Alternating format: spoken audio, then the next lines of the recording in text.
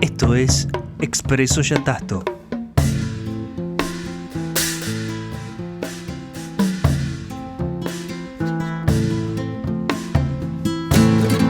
Un podcast de Acervo Yatasto.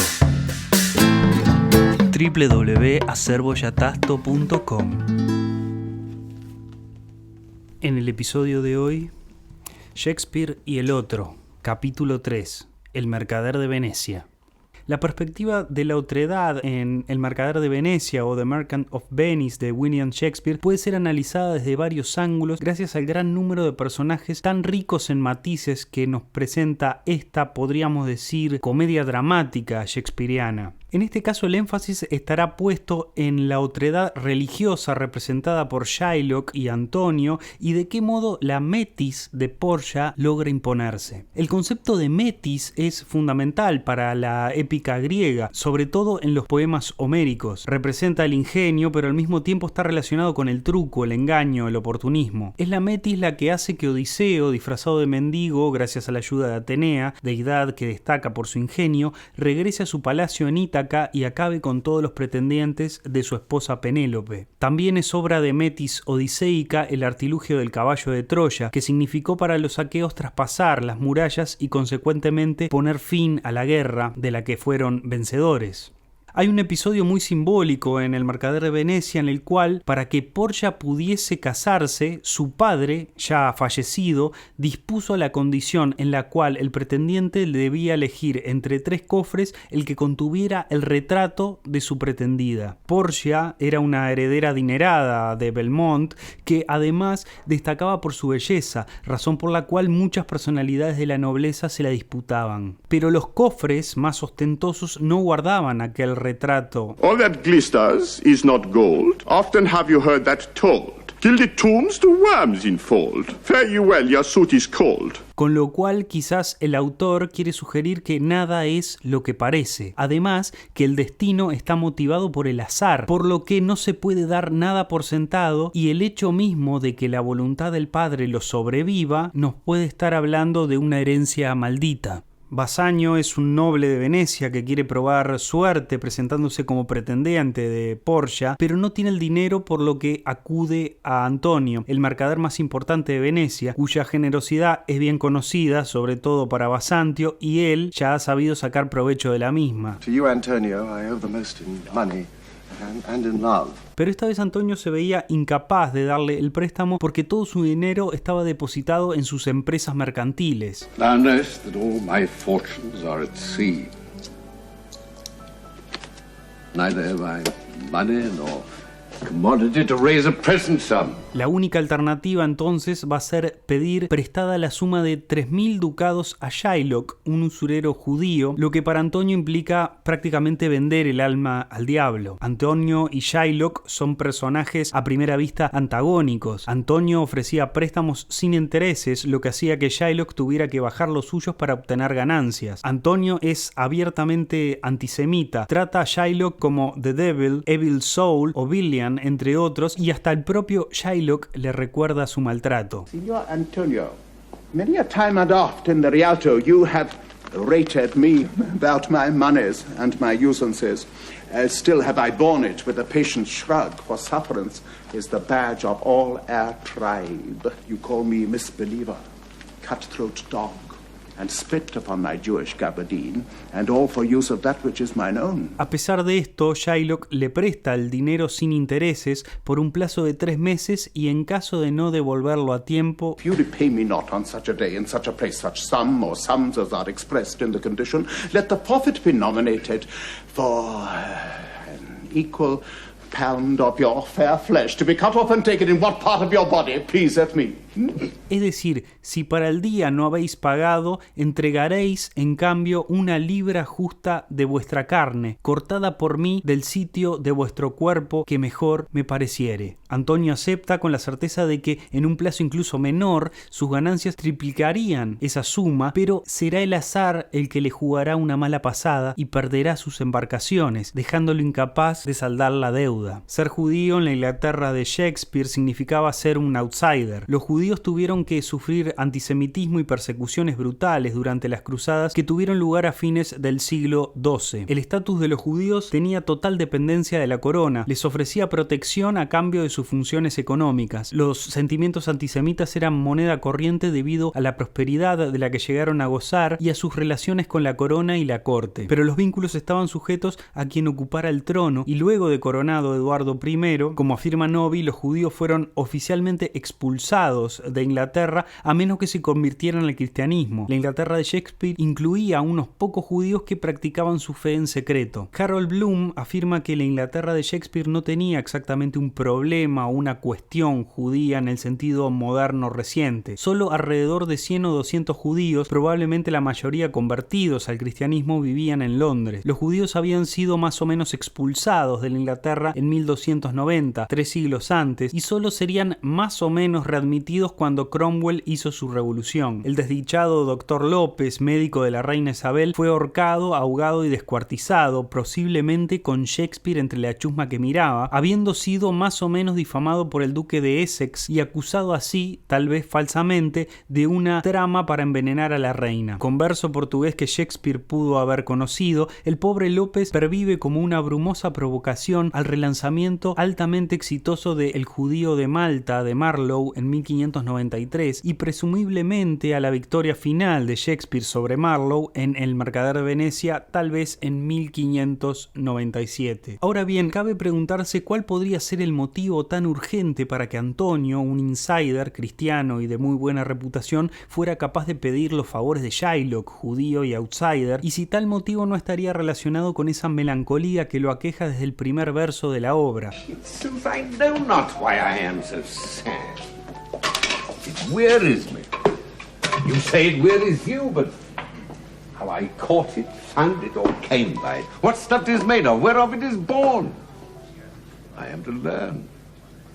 Such a want which sadness makes of me that I have much ado to know myself. Según Novi, se puede deber tanto al amor que le despierta Bassanio, un amor correspondido pero de desigual manera. Antonio le da a Bassanio más de lo que Bassanio le da a cambio, excepto en la medida en que lo que Bassanio le da a cambio es el disfrute, sea del grado que sea, de su juventud, belleza y encanto. Sin embargo, Anna Carleton Forrester propone una teoría original en la que la melancolía de Antonio está dada en realidad por una similitud preexistente entre este y Shylock, su otredad. La melancolía es producto de la inevitable similitud con un individuo al que él desprecia. La metis de Portia comienza en el momento en que se presenta a Bassanio con el dinero prestado por Shylock para participar de la lotería que podía convertirlo en su marido. Portia sabía en cuál de los cofres estaba su retrato, ya que antes que Bassanio pasaron por la prueba el príncipe de Marruecos, moro, outsider racial, y el de Aragón, también outsider teniendo en cuenta el conflicto entre Inglaterra y España todavía irresuelto, por lo que persuade a Bassanio para que escoja el cofre que contenía su retrato a partir de una canción.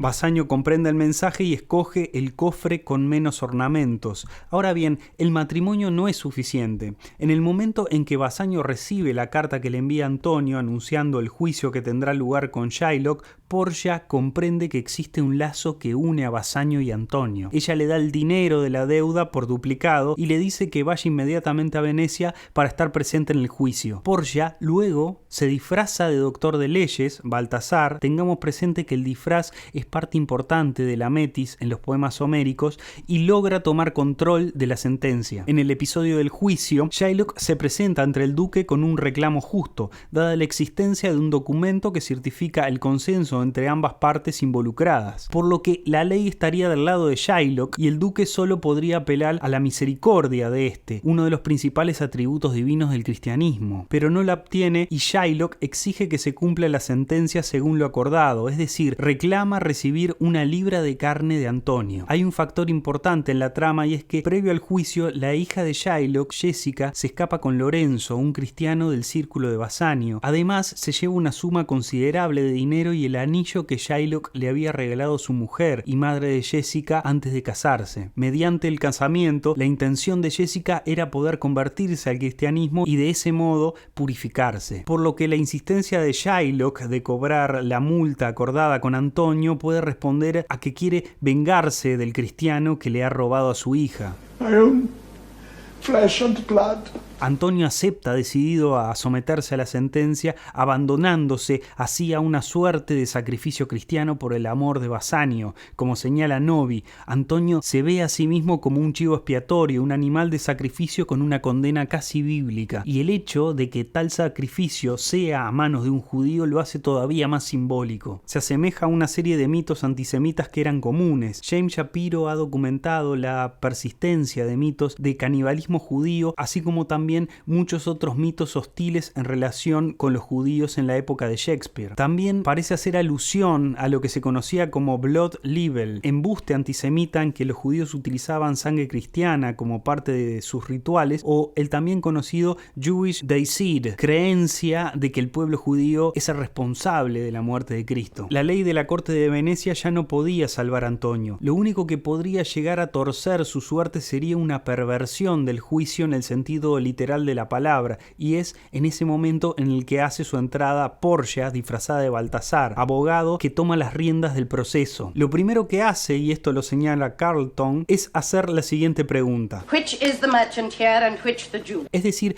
pregunta quién es el mercader y quién el judío, y la respuesta del duque es curiosa, ya que pide que ambos den un paso al frente. Antonio and old Shylock both stand forth. Pero no los distingue a los ojos de Portia, por lo que, según la autora, esto reafirma la similitud que existe entre ambos, al punto de volverlos indistinguibles. Portia se las ingenia para poner el juicio a su favor, esto es, en contra de Shylock, outsider y alien, del siguiente modo. Primero, insiste en la misericordia y en que acepte el doble del monto de la deuda, a lo que Shylock se niega, por lo que procede con la sentencia que está fijada en el papel, pero esta debe ajustarse a la ley de la corte vienesa. Take thou thy pound of flesh.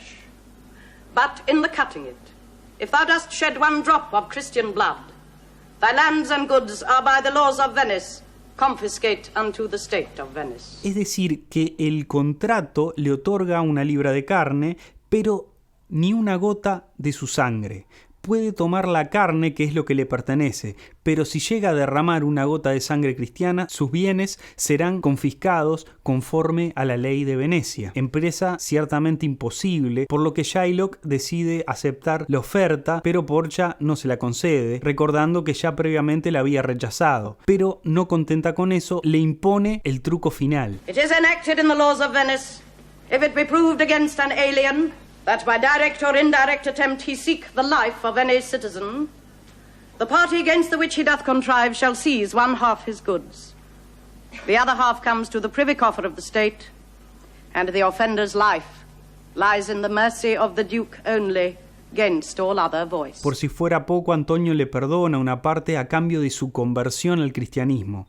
En otras palabras, a Shylock lo sentencian a una muerte simbólica. Portia es capaz de lograr la máxima perversión del juicio. Según Harold Bloom, Shylock recibe lo que merece, salvo esa conversión forzosa gratuita, que Portia avala feliz, pero que es idea de Antonio y no suya. Es en el peor de los casos una dichosa hipócrita, demasiado inteligente para no ver que no está precisamente dispensando la misericordia cristiana, salvo según los estándares venecianos. Pero la acción de la metis por parte de Portia tendrá un nuevo giro. Para sellar definitivamente el amor con Bassanio, primero deja de lado a Shylock, cuyo único vínculo con él era meramente monetario, y ella le demuestra que lo puede proveer con dinero. For never shall you lie by Portia's side with an unquiet soul. You shall have gold to pay the petty debt 20 times over. Pero Portia, antes que Bassanio partiera rumbo a la corte de Venecia, le hizo jurar que conservaría el anillo que ella le dio. Sin embargo, Portia, disfrazada como Baltasar, se lo pide a Bassanio en muestra de agradecimiento y este se lo da. Por un lado, esto prueba que entre Bassanio y Antonio hay todavía un lazo afectivo que sigue firme y que Portia debe romper para la concreción del matrimonio. En el acto final, Portia le pregunta por el anillo y juega con él, para luego revelarle la verdad. humanidad. Le confiesa que ella era Baltasar, es decir, que es capaz de ser hombre, y Basanio de no reconocerla, se masculiniza y con ello logra sustituir completamente a Antonio y sacarlo del juego. Basanio ya no lo necesita, ni por dinero ni por masculinidad. Para Stock, esto responde a una agencia mercantil y colonial en la que Shylock debe ser eliminado, dado que la extranjería define las fronteras tanto del humano como de lo que hace al hombre, y también derrota a Antonio por formar parte, según palabras del autor, de sexualidades no procreativas. El mismo Antonio se describe como I am a tainted wether of the flock. Meat is for death. The weakest kind of fruit drops earliest to the ground, and so let me. Lo que lo convierte en un otro sexual. Como conclusión podemos observar de qué modo la metis, al igual que en los poemas homéricos, logra vencer a la fuerza, o más precisamente a lo bárbaro en pos de la civilización, dentro de un paradigma, como propone Simón Stock, mercantil y colonial. Antonio y Shylock parecen alteridades antagónicas, pero Portia, al deshacerse de ambos, los iguala y de este modo converge con las similitudes que marcaba Anne Carleton Forrester, que sostenía que la melancolía de Antonio estaba dada por la preexistencia de una similitud con el individuo que más despreciaba, a quien al principio de la obra escupió y pateó, creyéndose, como dice Bloom, el mejor de los cristianos. Esto fue Expreso Yatasto. Todas las referencias bibliográficas pueden encontrarlas en la descripción del episodio. El diseño gráfico está, como siempre, a cargo de Café Estudio Audiovisual. Búscalos en Instagram, café-estudio audiovisual.